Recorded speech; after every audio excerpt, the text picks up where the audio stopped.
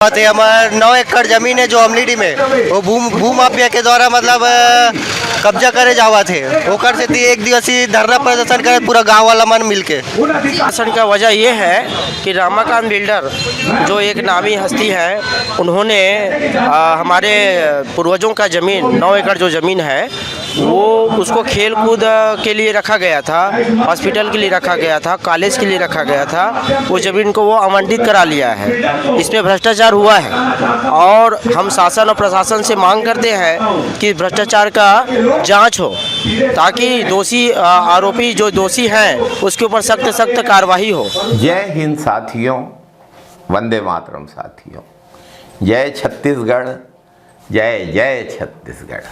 साथियों, हम लोग अक्सर अपने वीडियोस में बात करते हैं भाजपा द्वारा गरीब बच्चों को शिक्षा से दूर करने के लिए किस तरह से साजिशें की जाती हैं। जो स्कूल और कॉलेज संचालित हैं उनको बंद किया जाता है, जो निर्माणाधीन हैं उनकी ज़मीन बिल्डरों को बेच दी जाती है।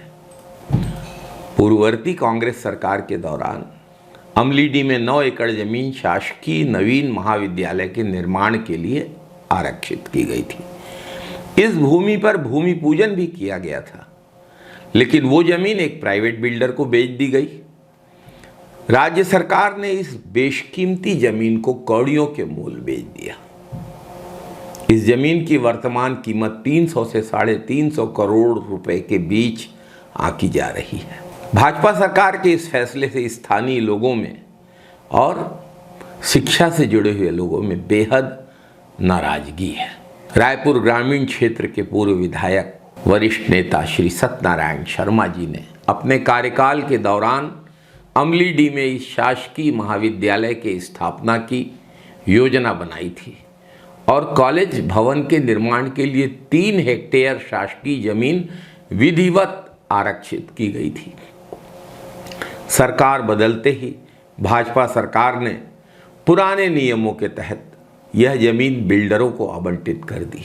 अधिकारियों ने पिछली तारीख पे कार्यवाही तक की है। अमलीडी क्षेत्र के आसपास के 7-8 गांवों के बच्चे यहां शिक्षा ग्रहण करने के लिए आते।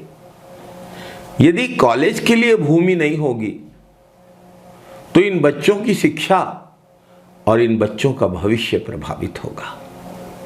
सरकारी जमीन का जनहित के लिए उपयोग कांग्रेस की सरकार का प्रोजेक्ट था।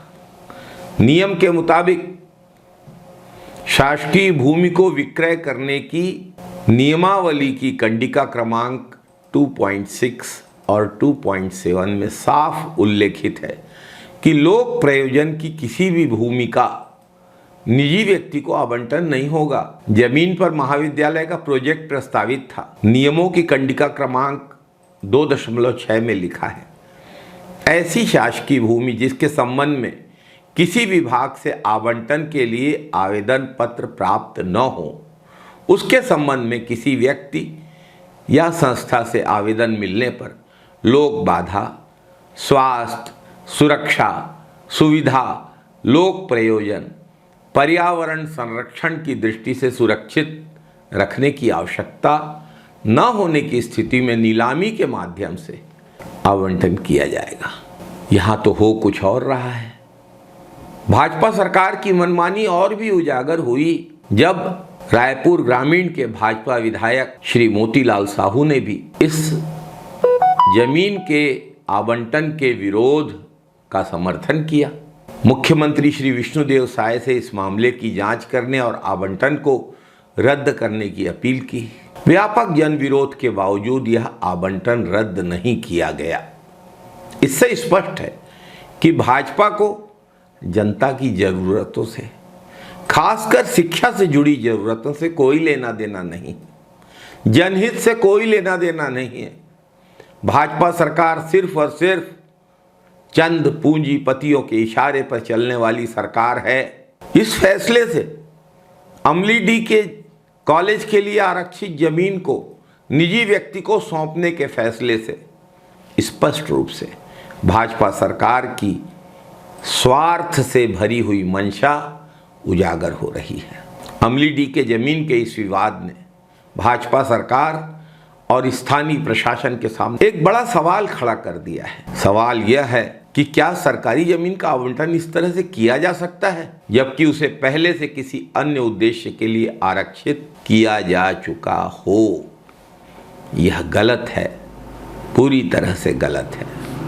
जय छत्तीसगढ़, जय जय छत्तीसगढ़, जय हिंद, वंदे मातरम साथियों।